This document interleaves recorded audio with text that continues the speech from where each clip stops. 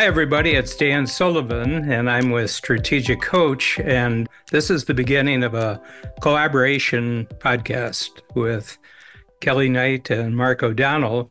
We've been meeting monthly now for a couple of years, just talking about the collaboration between EOS and Strategic Coach. And we decided, why don't we do a podcast that goes out to all the Strategic Coach clients on my part, giving them a real feel for EOS and how EOS meshes perfectly with Strategic Coach.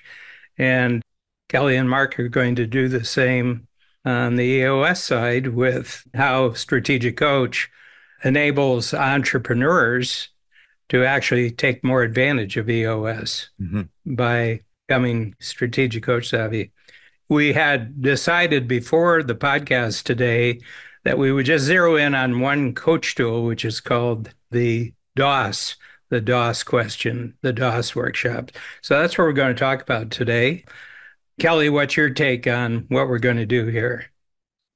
Well, there's nothing more important at the end of the day than helping those that we serve. So our target market, both of our target markets, are those entrepreneurs having somewhere in the neighborhood of 10 to 250 members and helping them really identify and get clear on what their dangers, opportunities, and strengths are. And then having the thinking tools and the thinking communities too. We both each have communities, Strategic Coach and EOS, having those communities to help navigate what we're experiencing in the world. Mm-hmm. Mark?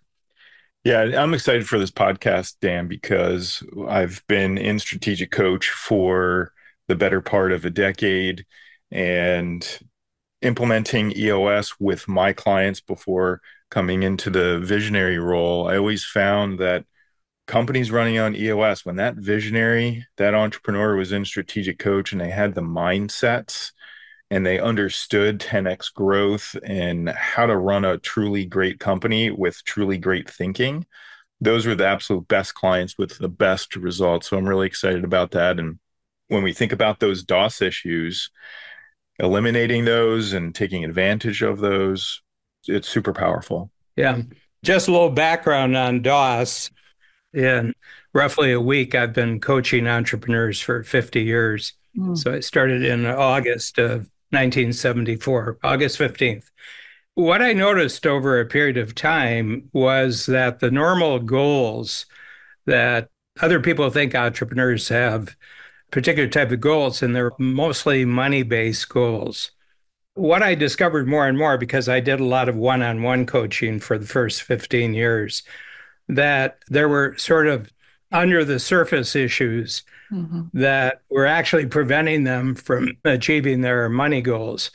And what I noticed is that they had some dangers that they weren't resolving. An example I'll give is COVID was a huge danger. I remember the subprime downturn in 07, 08, 09, that they had all sorts of issues, and money was certainly one of them. Cash flow was certainly one of them, but they had other issues. And it was peculiar to the entrepreneur.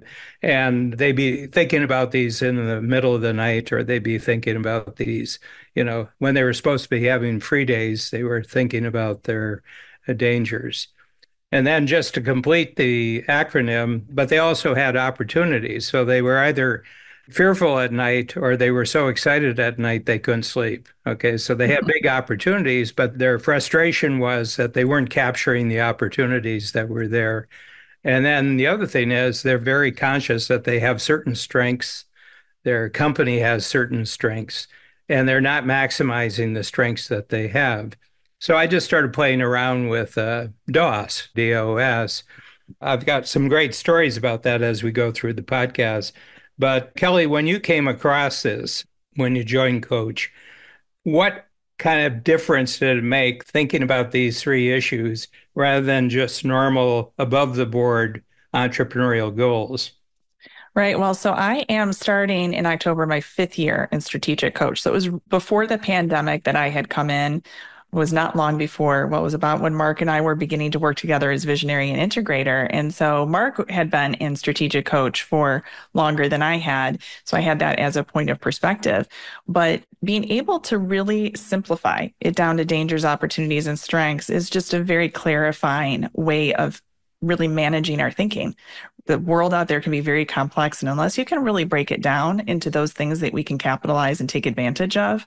So for me, in my seat as the integrator at EOS Worldwide, it's just very clarifying and being a coach amongst like-minded people to sit and think together and to contemplate really how what we're doing in the world is making a difference or not, or what is scary. And when you can name the fear, which is something that Gino Wickman had taught me years ago, that's kind of what really D.O.S is to me. It's naming the fear or naming the opportunity. And so to go slow and go through that process, that's what I really gained from Strategic Coach. And then iterating every single quarter to come back and meet with those that we've really forged such a trusting relationship. You can go really deep into some of these topics in ways that you typically cannot in the normal course of running across people in your day to day. So that's what makes it super special for me. Mm-hmm. Mark, we did a positive focus before we started the podcast today, and you were talking that you're just at the 1 year mark of putting the revised real version of the software out into the EOS network. You were feeling a great deal of happiness really with the way it's gone, the second crack at it. But what was the D.O.S issue if you go back to the danger issue of when the beta version didn't work? What was the danger there as you were experiencing it? So when we think about the danger of us as a training company, as a coaching company, we're really, really good at just a handful of things. And that's really training implementers to go work with their clients, creating great content. And we did not take building software really seriously as a separate discipline. We thought that we could go and outsource it. You missed class the day that they were teaching implementing new software. We did. We did. And we just thought it was going to be simple. We thought it was going to be easy. All we have to do is digitize the stuff, the paper that we have, and it's going to be great and it's going to work. And we just have to find someone who can do some coding.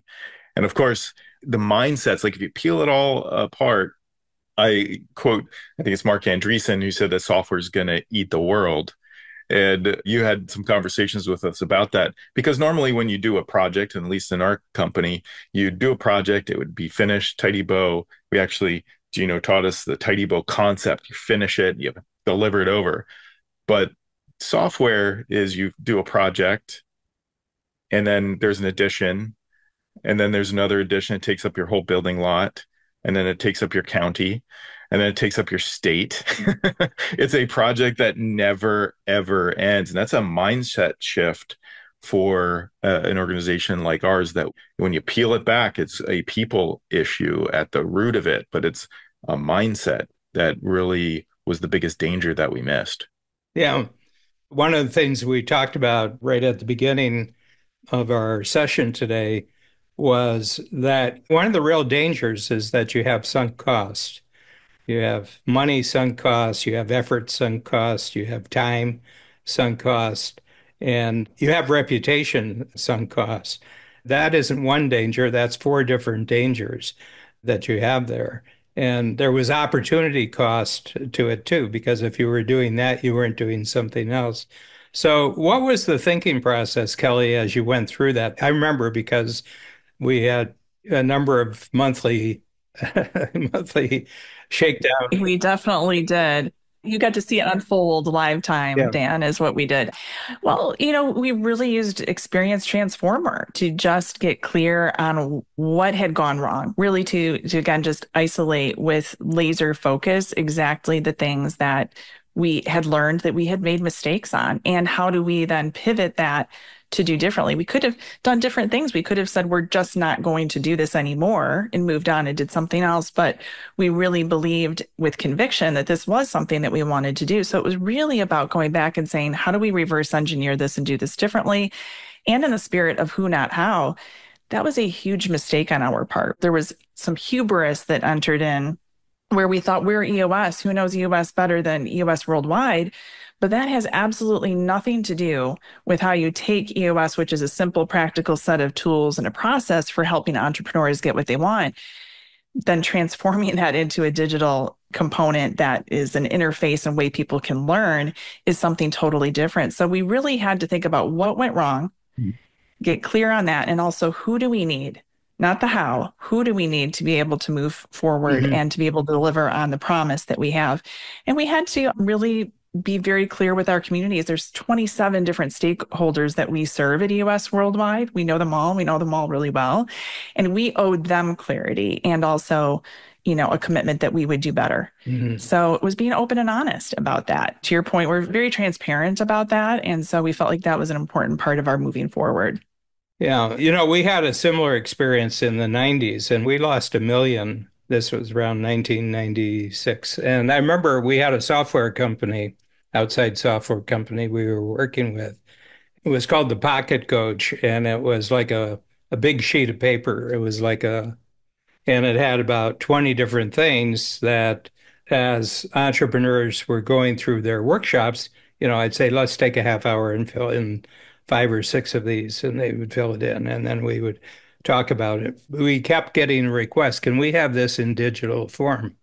We had never given any thought to that. Most of Strategic Coach is paper.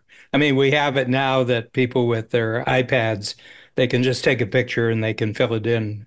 They can make their own software on it. But this was ancient history. This was in the ancient times.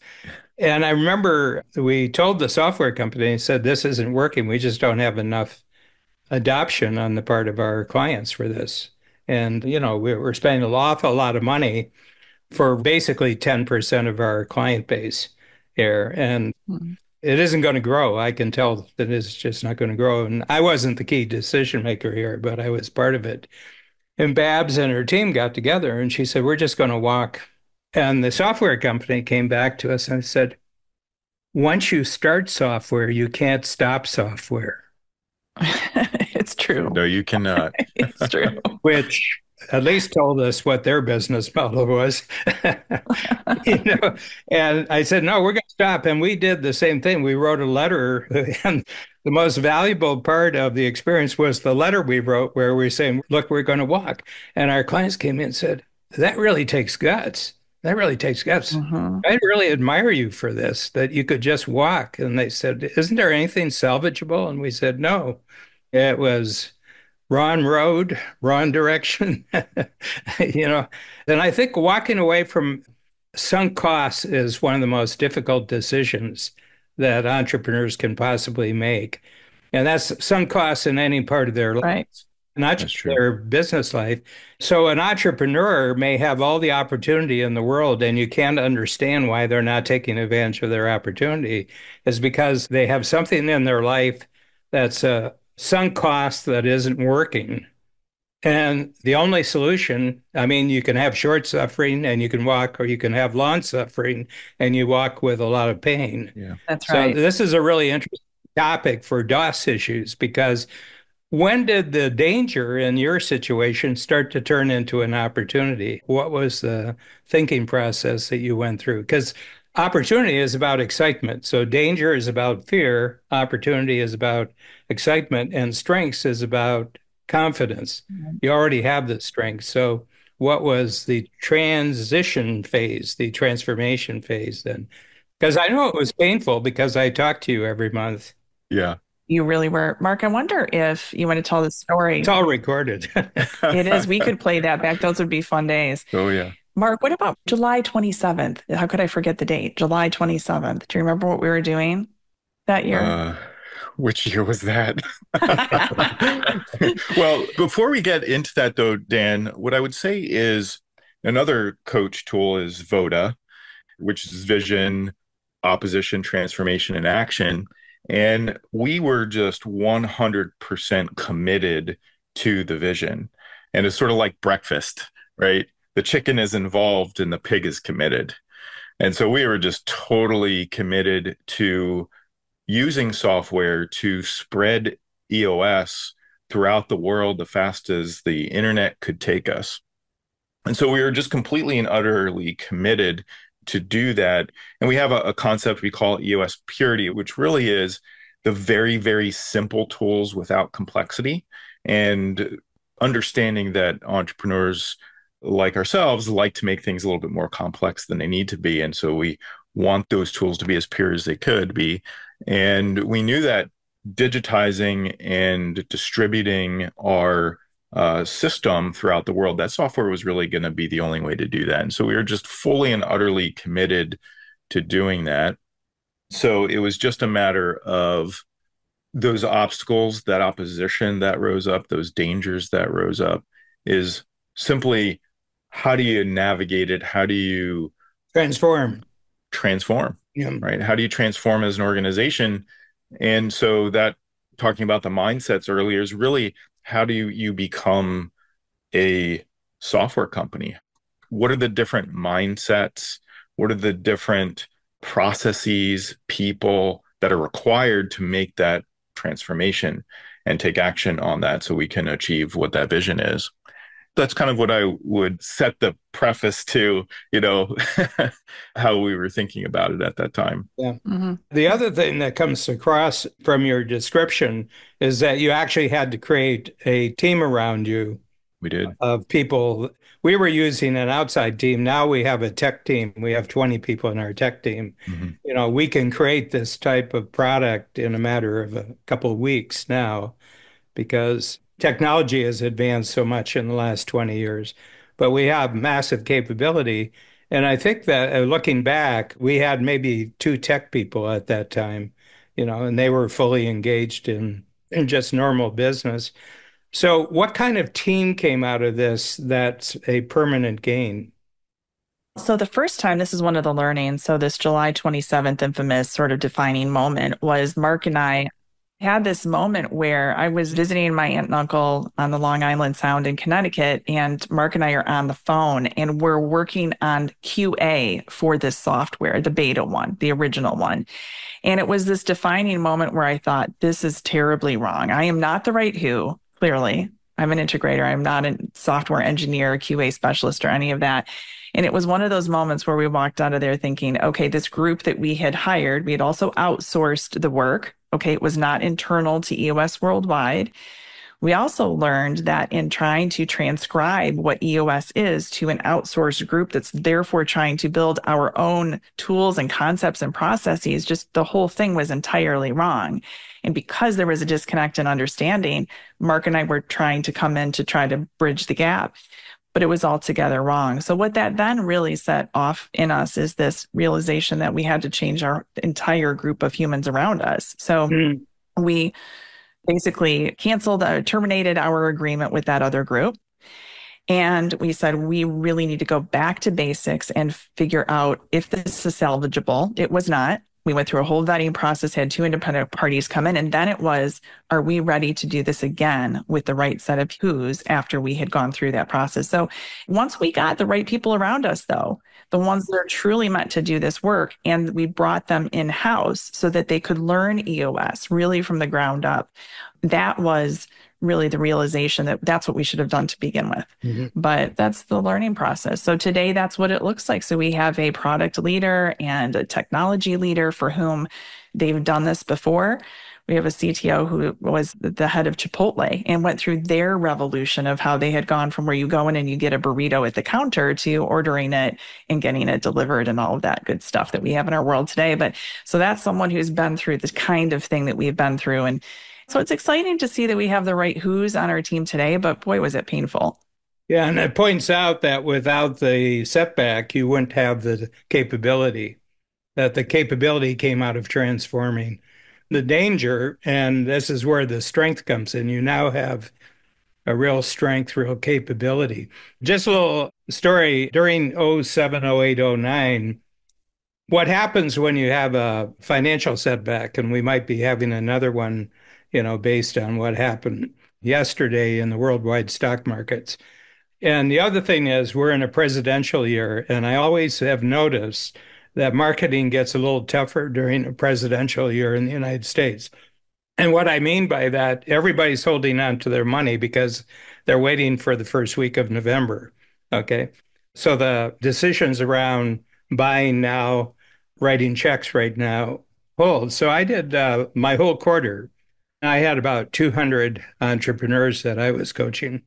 And I said, how many of you, your cash safe for the next quarter? Like if you don't sell anything over the next quarter, how many of you are okay? And most of my clients are. They have good reserves. Said, here's what I want you to do. Pick out 10, make it 10 or make it 20. I mean, do at least 10. And if you're going beyond 10, then do 20. Invite the person personally to breakfast, lunch, or dinner and have it go for an hour, hour and a half. And during that hour and a half, don't talk about yourself. Don't talk about your company. Don't talk about anything you're offering in the marketplace. Simply take the person through the D.O.S questionnaire and simply ask them if this was a year from now and we were having this discussion, what has to happen over the next year now, period of real uncertainty, that you feel really happy with the progress you made. Okay. And this is our clients talking to their clients. Okay. And then say, well, what are the three biggest dangers that you have right now that have to be transformed? They have to be eliminated over the next year. And they talk it through. And then opportunities that if you eliminate the dangers, then what are the opportunities? Three opportunities. Then they did that. And then strengths. So what do you have already going for you that you can just utilize in eliminating the danger and capturing the opportunity? And it was great. And first of all, people really loved the experience. They came back the next quarter, and all of them had a record quarter. That quarter that they didn't think anything was going to happen, the most happened. And we had a discussion, and I said, nobody spends present money because that's already spent. What's needed is future money. And so what you did, you gave them a new future, and they had the money for that future. They didn't have any money for the present, but they had money for the future. So every time there's been a little hiccup or obstacle, and I'm going to have my coaches do this over the next quarter now because I'm noticing not only is it politically uncertain, it may be economically uncertain. And everybody draws back, they hold on, and they don't make decisions. And I said, we got to go forward and have them. So you have to give everybody a brand new future during the next quarter. Yeah. What do you think about that related to your experience? I think that the D.O.S conversation really strips down to the most essentials of what a business is and their unique value proposition in the world, the things that they do really, really well. Not only the unique ability of their company, but the unique ability of the person, the leaders of that business. We've done over 6,000 D.O.S conversations with our target market over the last 2 years. And when you look at those in uncertain times and in good times, they have their dangers are a little bit shorter and the opportunities are a little bit bigger and the strengths relatively stay the same. In uncertain times, the dangers get really a lot longer, their opportunities shrink and the strengths stay the same. And what I've been finding when answering the D.O.S conversation in uncertain times, it's really a de-risking of everything that is happening in their business because they start to apply their strengths, what they're very, very good at, to the present opportunities. And most often I find that those are timeless. Those are timeless things. And then the dangers, they're the basic same dangers that always exist in every business all the time. And they start to recognize that if they amplify those strengths, take advantage of those opportunities, the dangers just start to melt away or mean a little bit less. So I think it's just a wonderful way to kind of strip it down to the timeless essentials of who they are and who they serve. Yeah. Yeah. And I would add that it always starts with the entrepreneur. And yet, what I'm able to see is how significant the understanding of the dangers, opportunities, and strengths are to the larger team. So when we're naming what these are, even if it is a difficult time in the market, if we're naming those dangers, it does remove that fear more than not understanding what those dangers may be and what it means to the overarching team too. So when times are scary times, I think the D.O.S is very clarifying and actually helps give people permission to have those tough conversations about things that they're thinking about. But if we just hid them or swept them under the rug and did not shine a light on them, I think as entrepreneurs growing big teams that are doing wonderful things in the world, we have to remember that it's all about bringing humans with us on that journey. So I think the DOS is great from the entrepreneur, but all the way through the organization. Yeah. A phrase I came up with, this is a long time ago. I said, the problem is never the problem. So people are kind of paralyzed with the problem. I said, Mhm. the problem is not the problem. The problem is they don't even know how to think about the problem, Mm-hmm. you know. Yeah. And I would say the same applies. That's sort of the danger side, but I think it also applies to, I've seen people just as much derailed by a great opportunity as by a great danger. I would 100% agree. Yeah. No doubt. It removes them from the present. They're pulled away about what they can actually be doing right now. Right. Right. And having an impact filter around any one of those DOS issues is just a great habit forming thing for all of us. But also, at EOS, we do encourage the use of impact filters for everybody. It's for everyone, not just for entrepreneurs. And the more that we can get our teams thinking about what can be possible, what's the bigger, brighter future of the DOS look like, Mhm. the better those ideas just percolate and you've got healthier teams too. So I think it's an incredibly awesome thing that you've created, Dan, and the ability to give everybody to think about that thinking is just, it's the hardest work we all do. That's why so few people do it, right? Yeah. Yeah. So I have a question about the S here. What strengths have you discovered? And I'm just going to relate it to the software project. What strengths do you now know you had that you didn't know, especially on July 27th? Yeah. What do you think, Mark? Well, I think the strength of our EOS implementer community and the way that they work with their clients, the way the results that they produce with EOS pure tools, really, really simple tools. And that has translated really, really well into the software. Understanding, though, that the core essence of those tools, the results that they produce, gets translated just a little bit differently into software. And so now we have the strength and the capability to express those tools and distribute those tools into different channels that we didn't have before. And so we've developed some new strengths on really going back to the beginning days of when Gino Wickman, our founder, was sitting with entrepreneurs with their DOS issues and testing out tools and pulling levers. We had to go back to that and that mindset of just really quick iteration. You pull a lever, if they smile, you keep it. If they frown, you throw it out.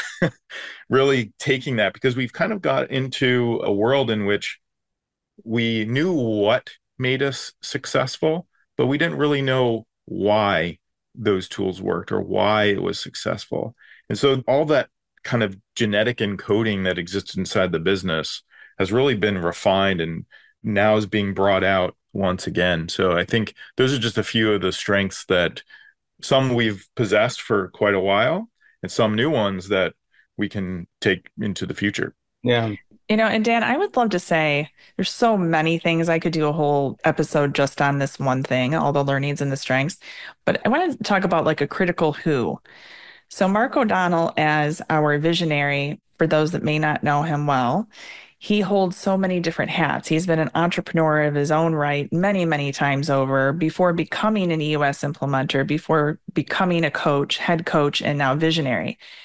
And so there's something very unique in his being the who during this evolution of EOS Worldwide's life cycle that his capability to do what's required by being able to pivot and shift through innovation like software development and to learn from those mistakes and to come through that. I think his perspective is very unique, God-given talent to just navigate through these really interesting times that we've had. So I really credit Mark as being a part of that strength. There are lots of other great who's too, but just highlighting one is to be able to say if it had been any other visionary who didn't understand EOS and all the other things that were going into what was going to culminate to where we got, I think that we wouldn't have made it.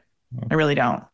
Mhm. It would have looked very different. So I say, when you think about the who's that you surround yourself with, we had gaps and we had to find those individuals.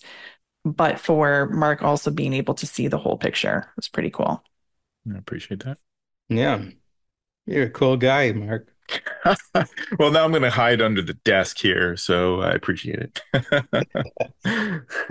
We have another concepting coach called the four C's. The four C's are that when you create something new, it starts with a commitment that you're going to create something new. But when you make the commitment, you don't have the capability and you don't have the confidence. So, what's required as the second C, first C being commitment, the second C is courage. You have to go through a period of courage. Okay. And I'm of the belief that there's a catalytic effect that happens when you combine commitment and courage, it actually creates the capability. Yep. Mhm. In other words, the capability didn't exist because it was brand new. So it wasn't on a shelf somewhere. You actually had to create the commitment. And you get confidence, the fourth C. So you have commitment, you have courage, you have capability. And the fourth C is confidence. Okay. And confidence is a reward for having done the first three. Mhm. Okay. And that confidence then puts you in a position to make a bigger commitment. Love it. Yeah. It's interesting that you're just back from a meeting where you got your first year result on how well the software is done in the first year. But that capability that exists today bears no resemblance to the one that you were trying to create the first time through. Not even close. Right. Not even close. Yeah. Yeah. And another part of that understanding too, with the four C's and the capability is knowing more clearly when we need a different who Yep. for something that we're trying to do Yeah. and not trying to figure out the how with ourselves or with the existing team. So that book, Who Not How, was never more clarifying for us than through that experience. And, 10X is all about the thinking and the mindset of those on the team. And so we really had 10X is easier than 2X really is true in that you've just got to get the right mindsets on the team doing the right work. Mhm. So not everybody is built for being part of the technology ride. That's the thing that's, another part of our strength is that we have a greater understanding of that today. Yeah. Yeah. We've just zeroed in on DOS today as a tool. And I'm just wondering what's occurred to you since our discussion of possibly new uses of DOS that you hadn't seen before, or renewed use of DOS in a way that you hadn't seen before. Kelly? That's a great question. I'm really thinking we're about to head into our quarterly, our EOS Worldwide quarterly for the leadership team next week. And I think, Mark, now is a good time for us to rethink. We typically use DOS at our annual, which is in February. But because of our growth and all the things that we're transforming, it makes me think we should really be looking at that every single quarter. So the frequency at which we're looking at that for just our own team, I think is important to do that more often than how we've been doing that. And I think that's going to be transformative and being much more clear in the rocks that we set, the goals that we're setting, and what we're achieving. Hmm. Yeah. And for me, the way I'm thinking, and I kind of mentioned it a little bit, and I am a 10 quick start, so I'm usually thinking out loud and you're experiencing at the same time I am. 10 quick start, big deal. Well, same as you, Dan. Thinking out loud and, it just comes out. But when thinking about DOS as the refining mechanism, and I think Dan and you and Strategic Coach have been great first principles thinkers for a really long time. The ability to just tear things apart to its core essentials and build them back one at a time.